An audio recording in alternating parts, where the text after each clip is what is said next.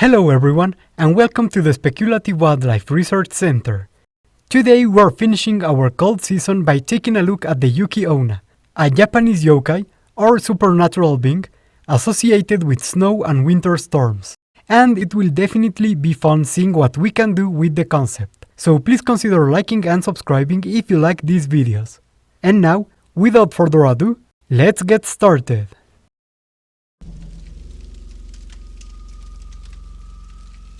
During winter, all animals must find ways to survive, be it hiding and hibernating, migrating, or simply hanging on as best as they can.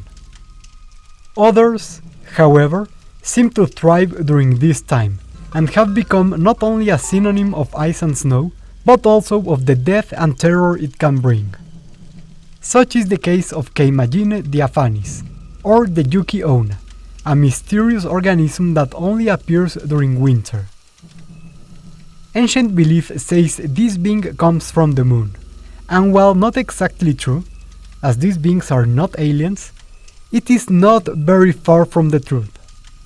They are, instead, part of the atmospheric ecosystems, and they will float freely in the air currents high above ground. However, despite their superficially humanoid appearance, these organisms are actually large siphonophores, colonial organisms composed of individual animals known as zoids.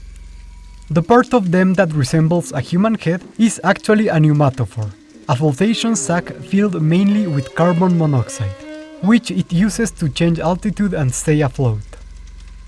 Unlike the long, ribbon-like body of aquatic siphonophores, the anatomy of these colonies is rearranged to reduce drag and account for the lesser support of this medium, with its nectophores and tentacles positioned directly under the pneumatophore rather than trailing it. The parts of its body positioned directly upwards are darker in order to afford it some degree of protection against the sunlight, while the rest of its body will be white, almost transparent, thus helping it avoid detection. Most of the year, the Yuki-onna will float in the sky, but as winter, and thus reproductive season grows near, the carbon monoxide contained in the pneumatophore will be released and these organisms will descend from the heights, being led by the wind currents towards Japan and nearby areas. See, this species of siphonophore is dioecious, meaning male and female reproductive cells are produced by different colonies. Upon being released, these cells will float like snow in the wind, meeting and producing tiny larvae that will float back to the heights, where they will grow into adult individuals. The recently reproduced adults, however, will have already begun decaying after releasing their gametes and will not return to the heights, simply dying and dissolving once spring arrives, like many other organisms around the world. Being slow-moving organisms, the Yuki-onna depend on a series of small, reflective patches of tissue located in their tentacles in order to attract prey.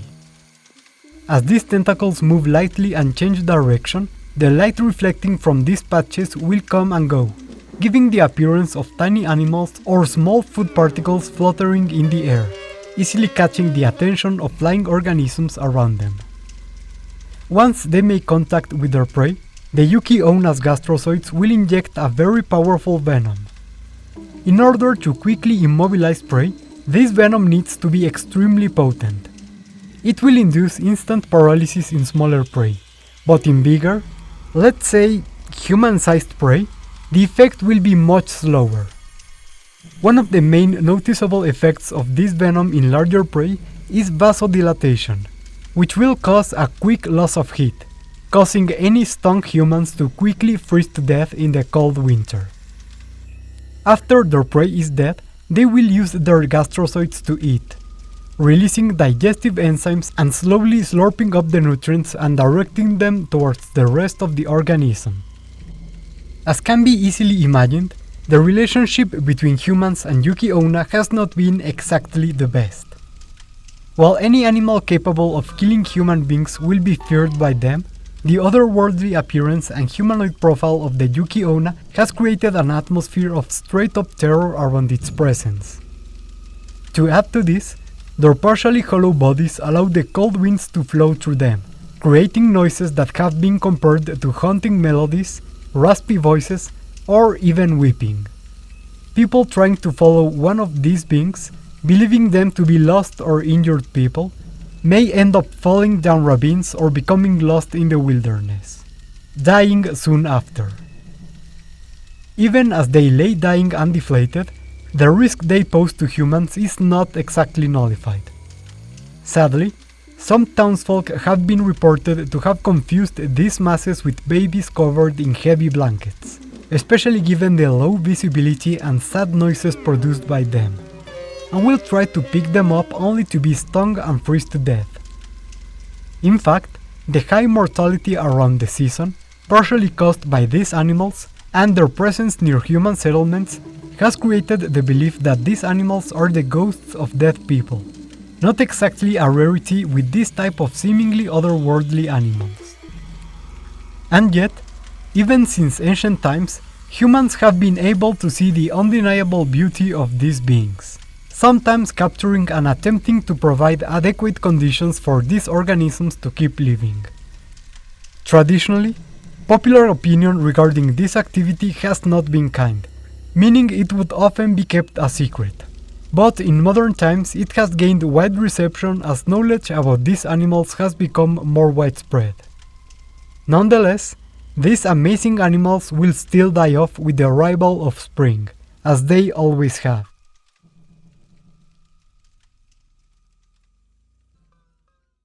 And that's it for Speculative Biology look into the Yuki-onna. It's been a while since we did something from Japanese folklore, and I must say, they never disappoint. While at first seemingly as no ghost, the stories about the Yuki-onna are very varied, including it killing people, marrying people, and being people.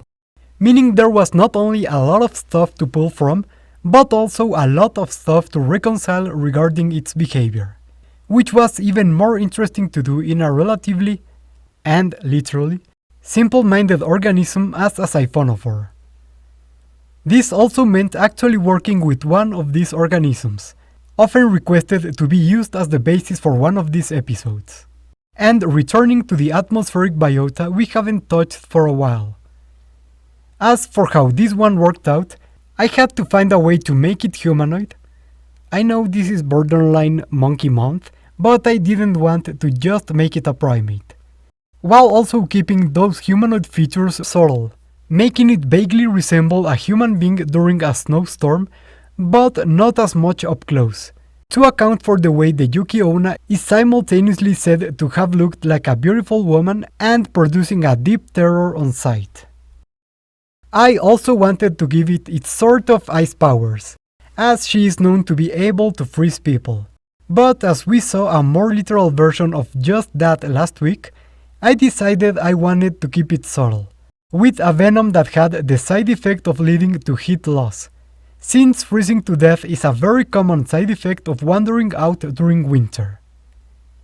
This one, by the way, had a lot of fun ideas attached to it, including basing it on organisms such as owls or echinoderms, the ideas for which you can see right now.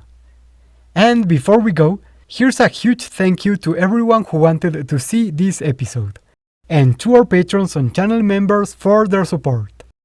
Remember, you too can join in if you want to support our channel, or you can also like, subscribe, or write a comment down there telling me any type of creature you would like me to give the Spec Evo treatment in the show.